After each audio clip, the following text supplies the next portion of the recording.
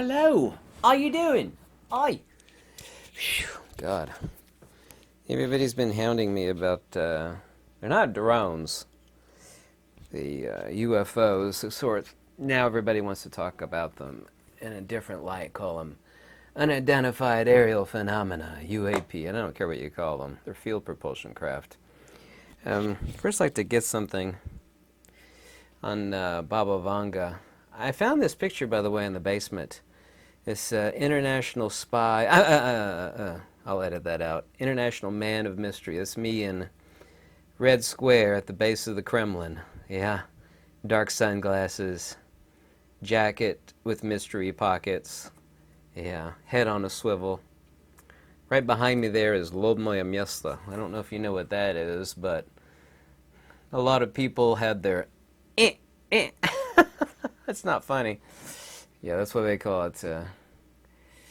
Yeah, Lobmoye Miesta. That means the head place. Because, you know. Talk about Baba Vanga. I think she died in 1996.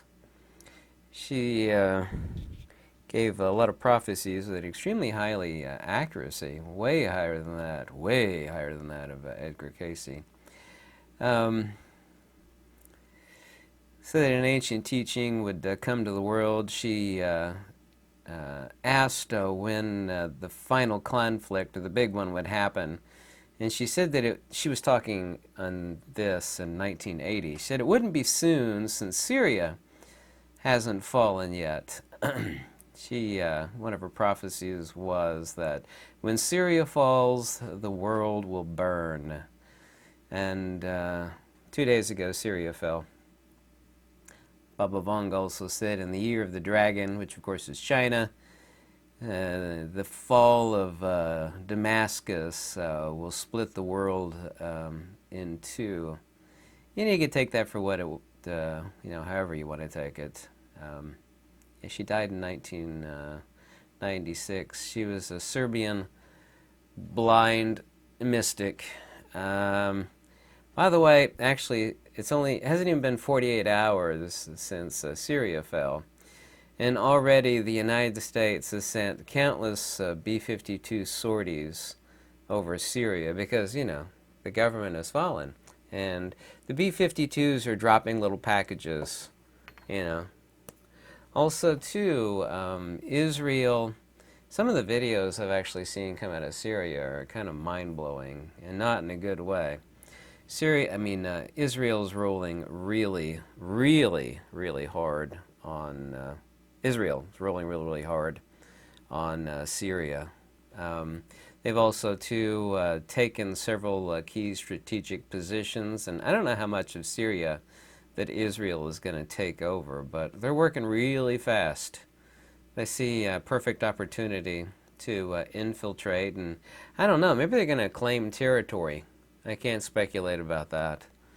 By the way, getting onto these, I've seen way more UFO footage. They're calling them drones, but 80% of the video footage I've seen, it's impossible for them to be drones, which I'll talk about here in a second. Completely impossible. It's drones. No, it's not. They're appearing over so many places: New Jersey, Texas, Ohio, New York, Michigan, California, Arizona, Nevada, bases in the UK, Ireland, Scotland, Switzerland, Austria, all over Germany, Poland, lots of places in Spain, Mexico, a lot. This is way too coordinated to be any group or even a singular government. However, one government can actually accomplish that. A lot of these are actually too large to be drones. Also, too, there's an enormous amount of evidence that from the videos that I've seen, they can't be drones.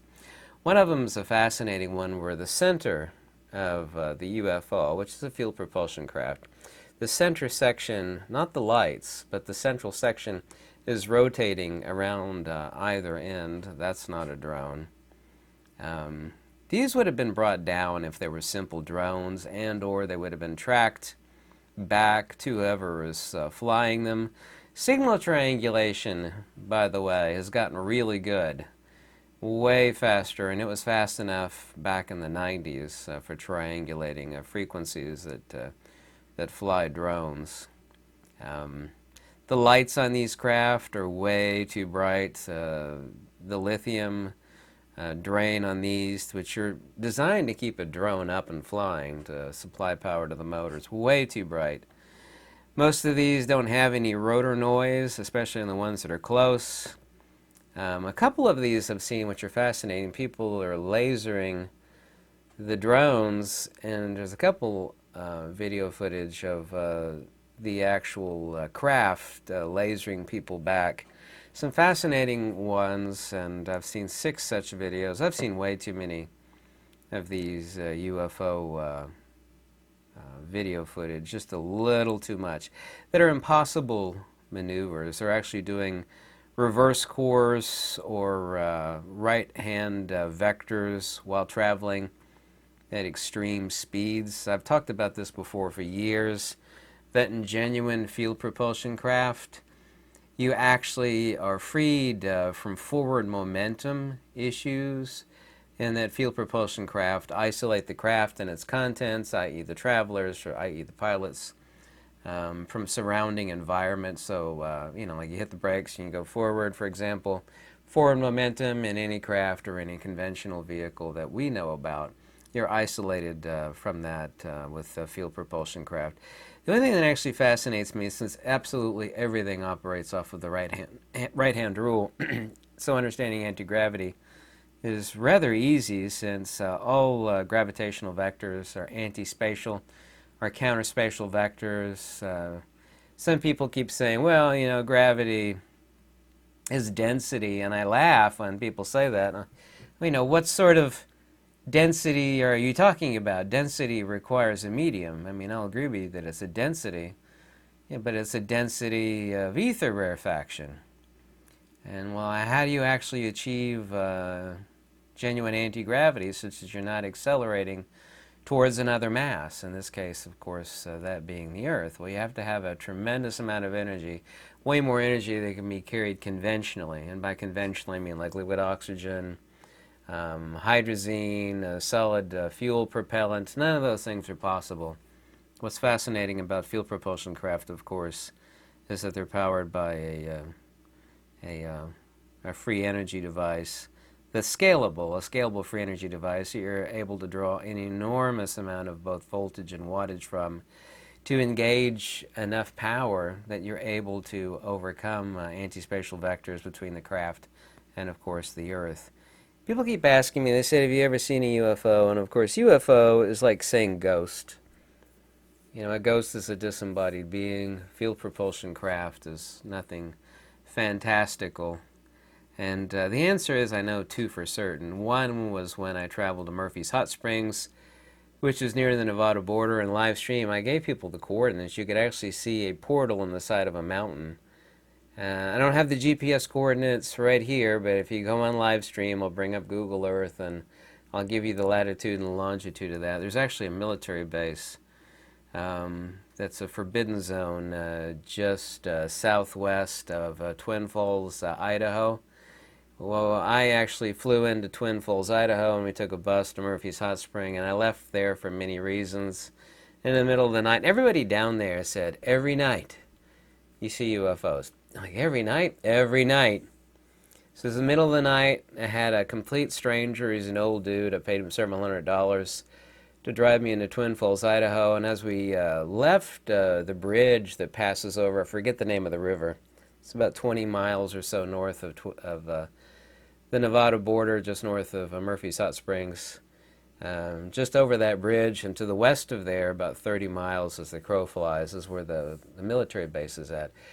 Hovering right there with a green corona around it, electrostatic corona, is, I don't like using the word UFO, it's a field propulsion craft. It's fascinating. We stopped in the middle of the road, it's like, oh God, there's a strange light. There it is. It's right there. Fascinating. That was no conventional propulsion vehicle. Am I going to say some sort of green little creature was flying it? No. 99%, if not 100% of these craft are field propulsion craft designed by our government. Now the question then becomes, well, designed by the government, fine. I mean, they're being flown, by Air Force personnel. And by the way, I've got some and I've uploaded them to Instagram. They actually have the patches that are worn by the people that fly these. One of them's a black patch, and I think around the patch it says, "I could tell you, but then I'd have to off you," K-I-L-L, Kind of funny, but it's a genuine military Air Force patch. And the other one, it's got a picture of an alien in the middle, like the large-eyed alien. And it's a real Air Force patch. It's not something some kook designed. There's like a half a dozen of these, and it doesn't tell you anything.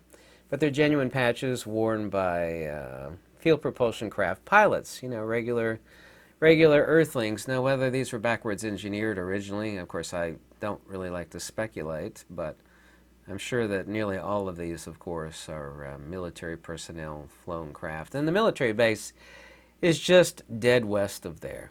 And it's a brilliant place to put it because, man, when you go southwest of Twin Falls, Idaho, towards the Nevada border, it is a desolate wasteland. You think you're on another planet. It's like, did I fall asleep and we're on Mars? We're like driving in Mars or something? There's nothing. There's absolutely nothing anywhere. There is nothing, and then it's actually less than nothing. It's kind of beautiful, and there's nothing except for a nice secret military base, which of course you can't drive to. But it's there.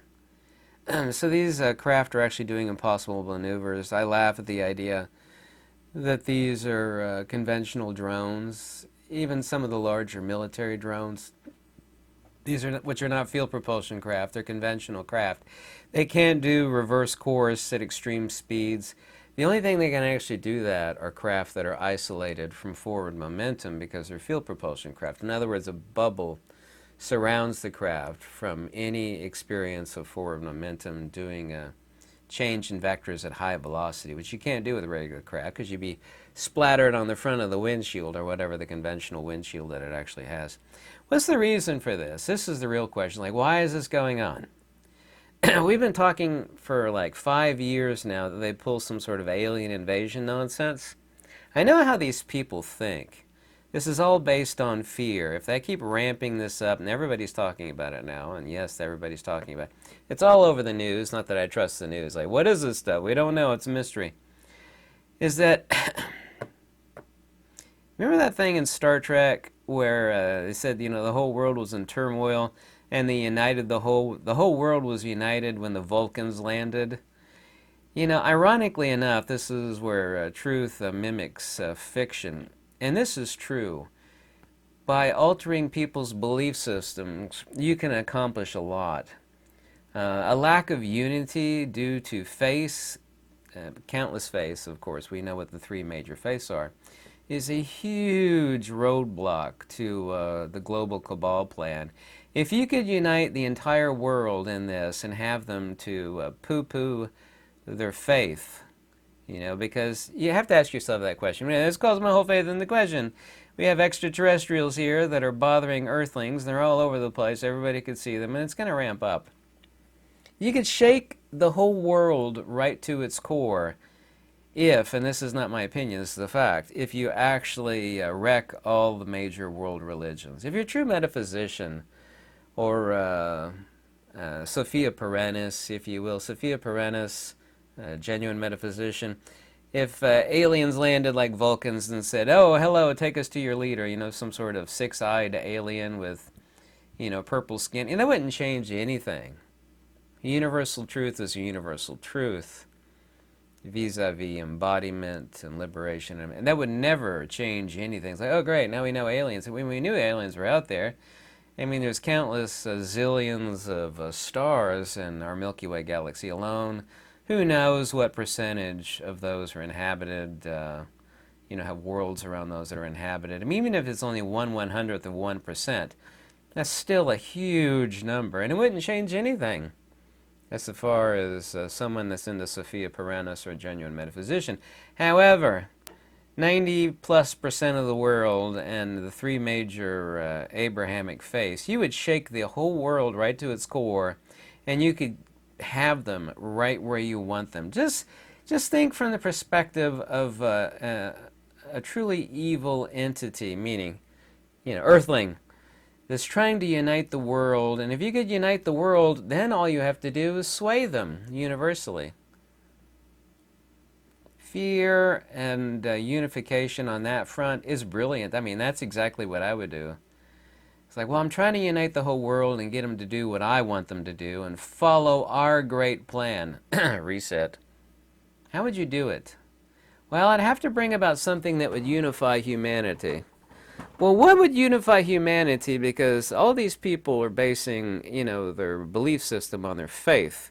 Like, well, how would you shake all three faiths simultaneously and then get them to listen to you?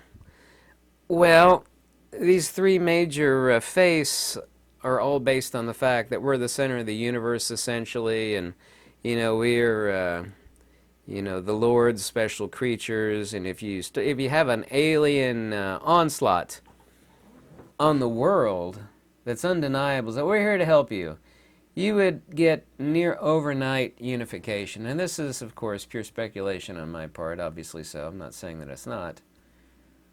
But lack of unity is a huge roadblock to this global cabal. And that's the quickest way. If someone were to ask me, like, here's $1 billion. We're trying to unify the world so we could control them like a finger puppet. Yeah, I get that. You're evil. You want to control them. How do we unify the world behind us? Because all their pesky belief systems are a huge roadblock for us. Well, here's what you do. You do two things simultaneously. You get everybody to listen to you, and you get them to turn their back on their faith, because now you've got proof, even though it's not proof, that aliens are, everywhere now, and, just undeniable. They're aliens and UFOs all over the place. I see. And then you get, like, well, we're going to take care of you. We're going to have a planetary defense. We're going to unify behind this. We're going to take care of this problem. And there have been various government agencies that went, we're going to investigate this, see what we could do. The question is, how much higher is this going to ramp up?